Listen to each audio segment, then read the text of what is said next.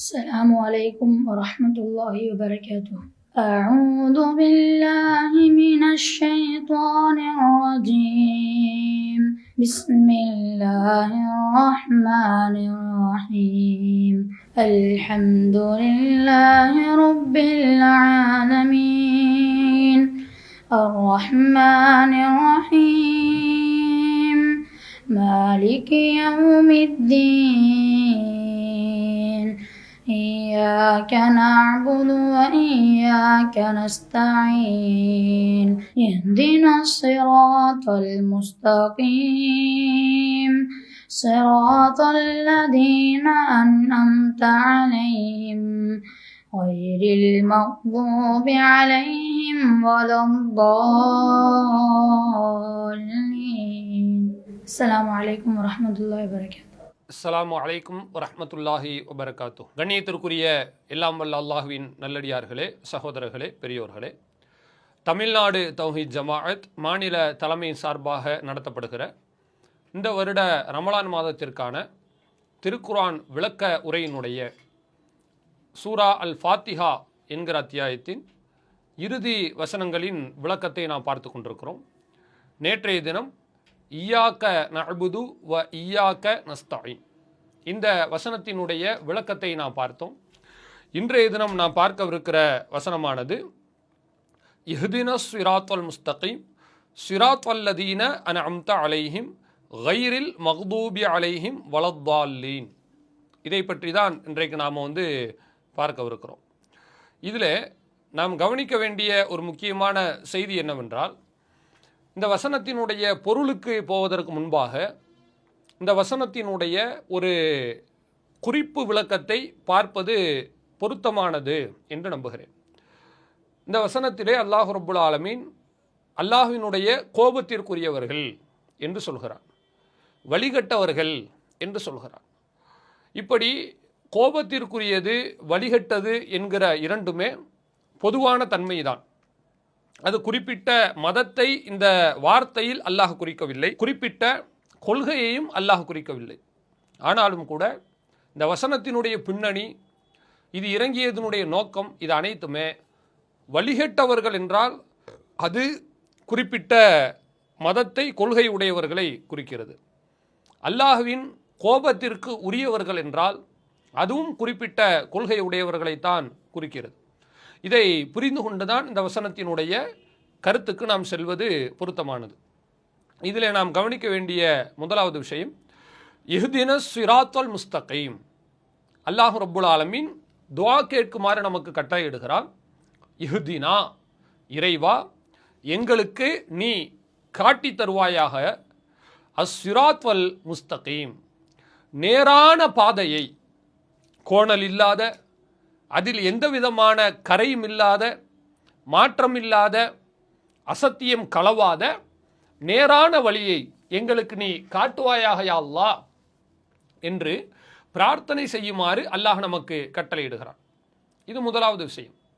இதுதான் ஷைத்தானாலே நெருங்க முடியாத ஒரு கருத்து.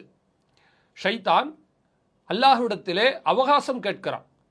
வானிலிருந்து அவனை அல்லாஹ் ரப்புல் ஆலமீன் அப்புறப்படுத்தக்கூடிய வேளையிலே அவன் அல்லாஹ்விடத்தில் கேட்டான், அந்திர்னி இலா யௌமி பாத்தூன், இறைவா எனக்கு நீ கியாமத் நாள் வரை அவகாசம் கொடுக்க வேண்டும், நான் உன்னுடைய நேரான பாதையில் சென்று உட்கார்ந்து அவர்களை வழிகெடுப்பேன் என்று சொன்னான். இது அவனுடைய கூற்று. யாரை மட்டும் அவனால் கெடுக்க முடியாதாம்? இல்லா இபாதக மின்ஹுமுல் முஹ்லசீன், அதாவது உனக்கு முழுக்க முழுக்க இஹ்லாஸோடு நடக்கக்கூடிய, எந்த விதமான தீய நோக்கங்களும் இல்லாமல், அல்லாஹுக்கு ஈடு கற்பிக்காமல், அல்லாஹுவை இணையாக்காமல், முழுக்க முழுக்க அல்லாஹுக்காகவே எல்லா காரியங்களையும் செய்பவர்கள். வணக்க வழிபாடு மட்டுமல்ல, எந்த காரியத்தை செய்தாலும் அல்லாஹுக்காக மட்டும் செய்கிறார் இல்லையா, மார்க்கத்தின் பெயரால், அது அனைத்தையுமே அல்லாஹுக்காக செய்கிற அந்த இஹ்லாஸுடைய மனிதன், அவனை மட்டும் என்னால் நெருங்க முடியாது என்று அவன் சொன்னதாக குர்ஆனிலே நாம் பார்க்கிறோம். இதுதான் நேரான வழி. அந்த நேரான வழியை விட்டு பிறண்டு தவறான வழியில் சென்றவர்கள், கோணலான வழியை தேர்வு செய்தவர்கள். சிராத்துல் முஸ்தகீம் என்றால் அது மார்க்கம்தான், அல்லாஹும் அவனுடைய நபிமார்களும் சொன்ன அந்த விஷயங்கள் தான்.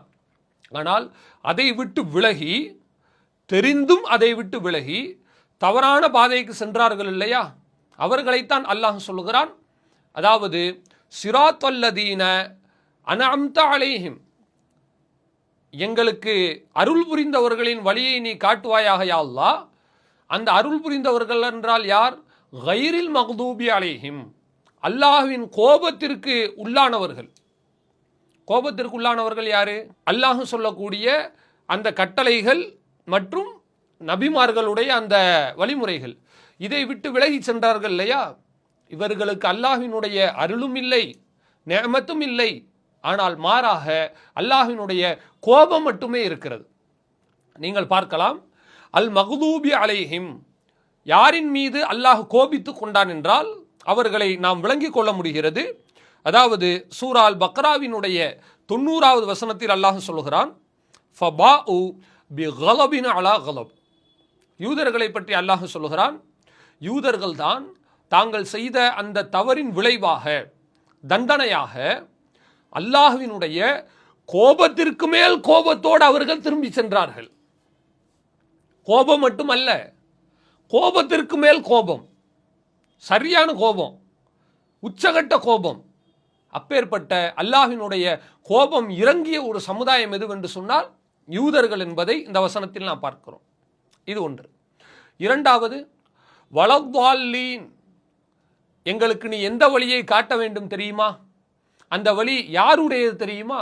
வலத்தால்லீன், வழிகெட்டவர்களுடைய வழியும் அல்ல. யார் அந்த வழிகெட்டவர்கள்?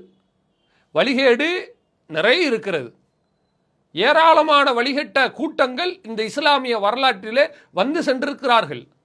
ஆனால் இதில் உள்ள வழிகெட்டவர்கள் யார் தெரியுமா? அது பெரும்பாலும் நசாராக்களை குறிக்கிறது என்பதை நாம் பார்க்கிறோம். இதையும் நீங்கள் அல் மாயிதா என்கிற அத்தியாயத்திலே பார்க்கலாம். கது வல்லு மின் கபில், அவர்கள் இதற்கு முன்பு வழிகட்டு விட்டார்கள். வல்லு கசீரா, மேலும் அதிகமானவர்களை வழிகெடுக்கவும் செய்து விட்டார்கள். இவங்க தான் வழிகேட்டில் போயிட்டாங்க. அதாவது அவர்களுடைய குணாதிசயங்கள் எப்படி இருக்கிறது என்றால், இவங்க தான் நமக்கு எல்லாம், முகமது நபி தான், இஸ்லாம் தான் என்று தெரிந்திருந்தாலும் கூட அந்த தெரிந்த விஷயத்தை விட்டு வெளியில் செல்கிறார்கள்.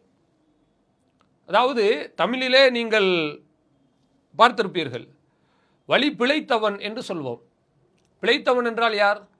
காட்டுக்குள்ளே ஒருத்தன் போகிறான், அவனுக்கு திக்குத்த செய்ய தெரியலை, மதிகெட்டான் சோலை மாதிரி கொடைக்கானல் ஃபாரஸ்ட்டுக்குள்ளே போய் மாட்டிக்கிட்டான். டூருக்கு போனாலே செல்ஃபி எடுக்க போனால் காலி அரடி கீழே விழுந்துட்டான். 200-300 அடி பள்ளம் போயிட்டான். பார்த்தா உயிர் இருக்குது.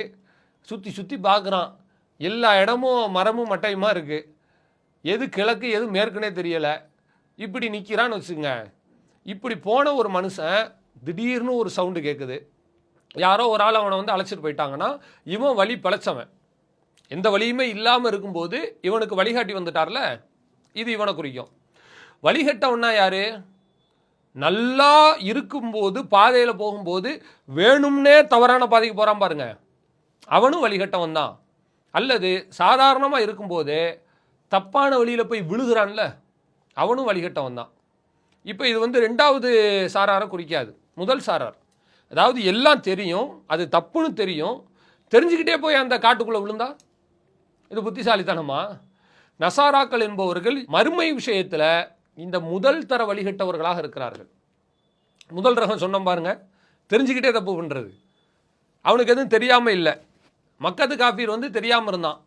இவனுக்கு எல்லாமே தெரியும். அவன் அறியாமையினால் தப்பு செய்தான், அதுவும் தவறு தான். இவன் அறிஞ்சுக்கிட்டே தப்பு செய்தார்கள். இதைத்தான் நம்ம இந்த வசனத்தின் விளக்கமாக பார்க்க இருக்கிறோம். நீங்கள் பாருங்கள், எப்படியெல்லாம் இந்த 2 சமூகத்தினர்கள் அல்லாஹ்வினுடைய கோபத்திற்குரியவர்களாகவும் வழிகட்டவர்களாகவும் மாறிப்போய் விட்டார்கள், எப்படி வாக்குமூலம் கொடுக்கிறார்கள் என்பதை பாருங்கள். அதாவது நாம் சஹீஹுல் புகாரியினுடைய 3827 இந்த எண்ணிலே பார்க்கலாம். ஜெயிது பினு அம்ரு பினு நுஃபைல் என்கிற ஒரு நல்ல மனிதர். இவர் இஸ்லாமிற்கு வரவில்லை. ஆனால் இஸ்லாம் வருவதற்கு முன்னதாகவே, அதாவது நபி ஸல்லல்லாஹு அலைஹி வஸல்லம் அவர்களுடைய அந்த நபித்துவத்திற்கு முன்னதாகவே சரியான மார்க்கம் எது என்று தேடி சென்ற ஒரு மாமனிதர் கடைசியில் இப்ராஹிம் நபியினுடைய அந்த மார்க்கத்தை இவர் ஏற்றுக்கொண்டார் என்பதை நாம் பார்க்கிறோம். அவர் என்ன செய்கிறார் என்று சொன்னால், ஏதாவது சரியான கொள்கை வேண்டுமே. மக்கத்து காப்பீர்கள்ட்ட இருக்கிற கொள்கை சரியான கொள்கை இல்லை, அவங்க இணை கற்பிக்கிறாங்க. இப்போ இணை கற்பிக்கக்கூடிய இந்த ஆட்களோடு இருந்தால் நமக்கு சரி வராது, நமக்கு நல்ல கொள்கை வேண்டும் என்று அவர் முடிவு செய்கிறார். முடிவு செய்துவிட்டு அவர் என்ன செய்கிறார் என்று சொன்னால், ஹரஜ இல ஷாம், ஷாமை நோக்கி செல்கிறார். ஷாம் தேசத்துக்கு போயிட்டார். போய் அவர் அங்கு மார்க்கத்தை கேட்கிறார். அங்கே போய் ஒரு மார்க்கத்தை விசாரித்து அதில் நம்ம என்ன செஞ்சுக்கலாம், அதை ஃபாலோ பண்ணிக்கலாம் என்று அவர் யோசித்து சிரியாவுக்கு போயிட்டார். மக்காவில் இருக்கிறாரு. இங்கு காப்பீர்கள் தானே இருக்கிறாங்க, மக்கத்து காப்பீர்கள்.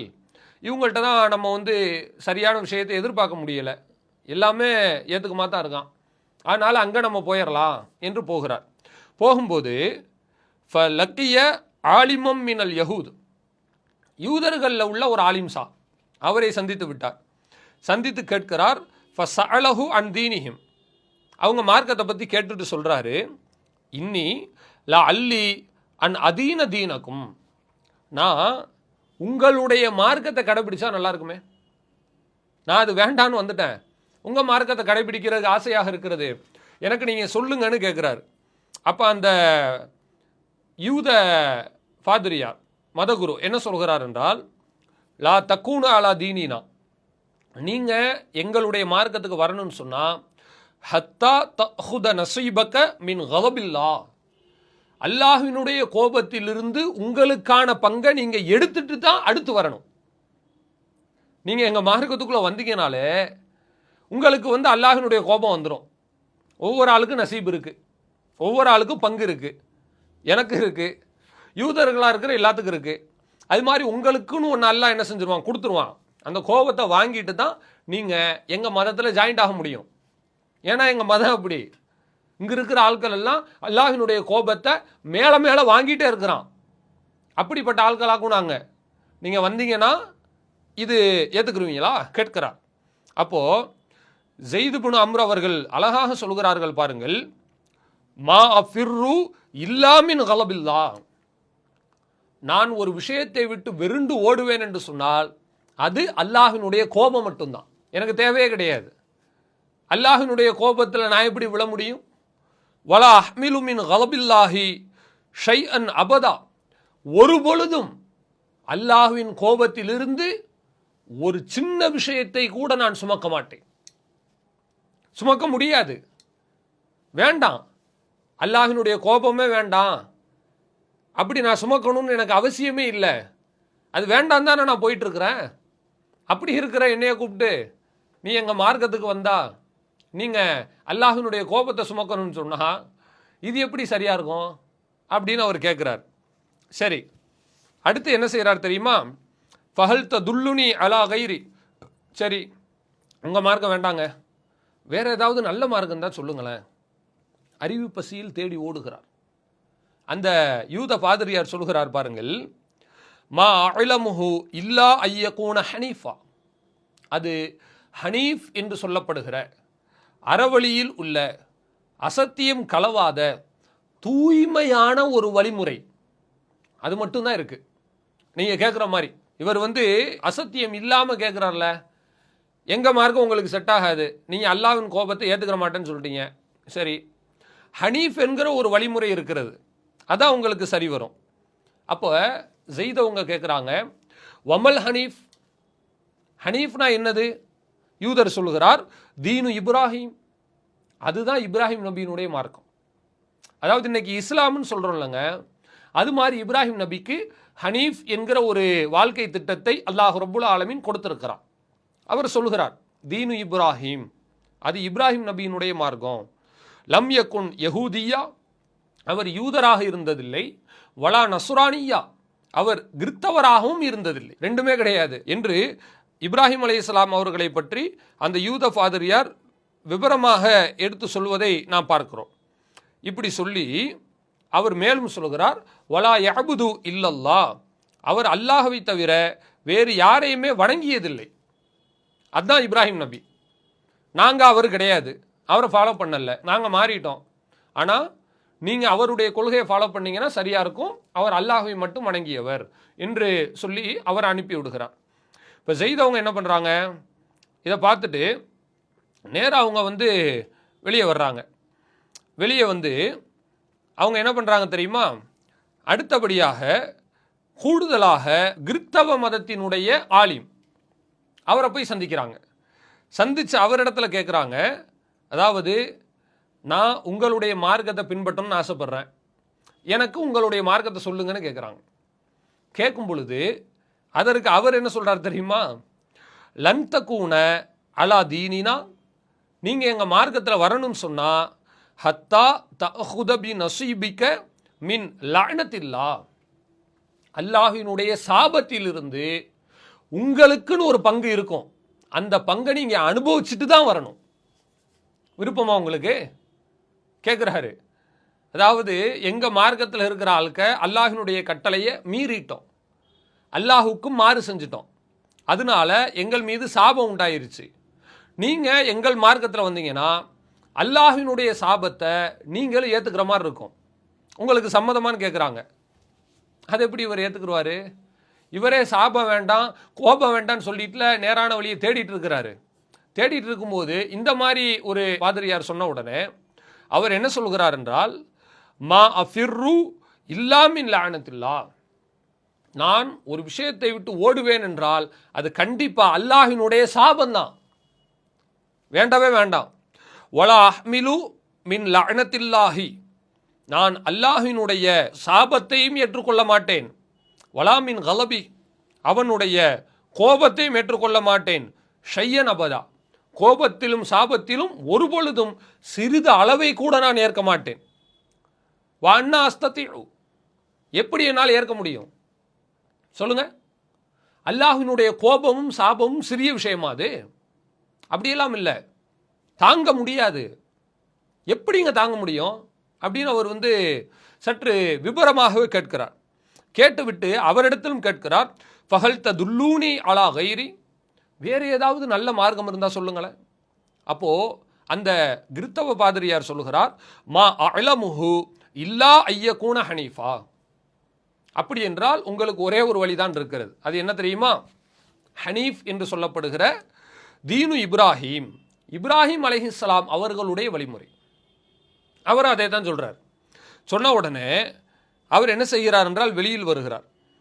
ஜெயித் அவர்கள் வெளியில் அவர் அல்லாஹ்வை நோக்கி கையை உயர்த்தி சொல்கிறார், அல்லாஹும்ம, இறைவா, இன்னி அஷ்ஹது அலா தீனி இப்ராஹிம், நான் இப்ராஹிம் நபியினுடைய மார்க்கத்தில் இருக்கிறேன் என்பதற்கு உன்னையே சாட்சியாக்குகிறேன் யா அல்லாஹ் சொல்லிவிட்டார். இப்ராஹிம் நபியின் மார்க்கத்தை இறுதியில் ஏற்றுக்கொண்டார் என்கிற செய்தியை சஹீல் புகாரியினுடைய இந்த ஹதீஸில் நம்மால் பார்க்க முடிகிறது. இப்போ கவனிங்க, அல்லாஹ்வின் கோபத்திற்குரியவர்கள் வழி அல்லாத வேறு ஒரு நேரான வழி, வழிகெட்டவர்களுடைய வழி அல்லாத வேறு ஒரு நேரான வழி, அது இஸ்லாம் தான். அந்த வசனத்தில் சொன்ன ரெண்டு சாரார் யாரு? அல்லாஹ்வின் கோபத்திற்குரியவர்கள் என்றால் யூதர்கள். இதை அவங்களே ஒப்புக்கொண்டாங்க. யூத பாதிரியாரே சொல்கிறாரு, சாதாரண ஆள் சொல்லலை. சாதாரண ஆள் சொல்லிட்டா கூட தெரியாமல் சொல்லிட்டாருங்க, தப்பாக சொல்லிட்டாங்க அப்படின்னு நம்ம சொல்லலாம். இவர் என்ன சாதாரண ஆளா? சொன்னால் எல்லா விவரமும் தெரிஞ்சவர் தான். தெரிஞ்சுக்கிட்டே இப்படி அவங்க என்ன செய்கிறாங்க, மனமுரண்டாக அசத்தியத்தில் இருக்கிறார்கள் இல்லையா? அந்த மாதிரி வழி எங்களுக்கு கொடுத்துறாதே அல்லாஹ், அதைத்தான் நம்ம அல்லாஹ்விடத்தில் கேட்கணும். நபி ஸல்லல்லாஹு அலைஹி வஸல்லம் அவர்கள் எவ்வளவோ நேரத்தில் தன்னுடைய பிரார்த்தனை அவர்கள் அமைத்து கொண்டிருக்கிறார்கள். அதில் மிக முக்கியமான பிரார்த்தனை என்ன? சப்பித் கல்பி அலா தீனிக், இறைவா, உன்னுடைய மார்க்கத்திலே என்னுடைய கல்பை, என் சிந்தனையை, என் உள்ளத்தை நீ ஸ்திரப்படுத்துவாயாக யா அல்லாஹ்.